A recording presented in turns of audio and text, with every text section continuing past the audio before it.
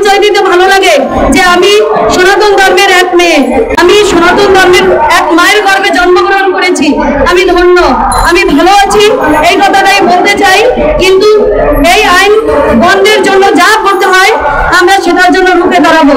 আমরা চাই না আমাদের ঘর বাড়ি একটা সময় আস্তে আস্তে ঢুকে দখল করে নিই।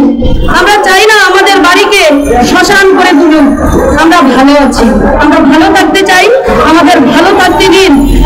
আমাদের অন্য যে দাবি দোবা নিয়ে আমরা প্রেস ক্লাবের সামনে এসেছি, আমরা যার যার মতো ব্যক্ত করেছি, সেই দাবি দোবাগুলো যদি পারেন আপনারা পূর্ণ করেন।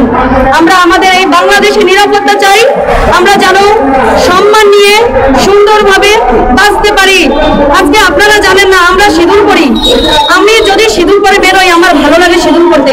রাস্তা দিয়ে মুসলিম ছেলেপেলে দেখলেই বলে কি কপাল ফেটে গেছে, আমারে ব্যান্ডেজ করতে হবে, আমারে ডাক্তারের কাছে নিতে হবে। আমরা এই ট্রলের শিকার যেন না হই। আমরা জানি আমাদের যে বেশ, আমাদের বিয়ে বলে আমাদের সুন্দর একটা ছিঁড়ি থাকে, আমরা শাখা পরি, সিঁদুর পরি। অন্যত্র মেয়েদের দেখা যায় যে তাদের বিয়ে হলেও বোঝা যায় না, না হলেও বোঝা যায় না।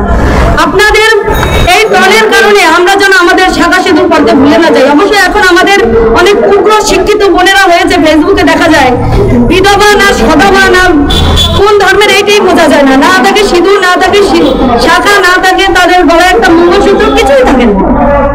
তারাও সেই পথে পা বাড়াচ্ছে। ফিরে আসুন, আমাদের সাজ সুন্দর, আমাদের ধর্ম সুন্দর, আমাদের ধর্ম পবিত্র, আমরা ভালো আছি, আমরা ভালো থাকতে চাই, আমাদের আইনকে আমরা সম্মান জানাই।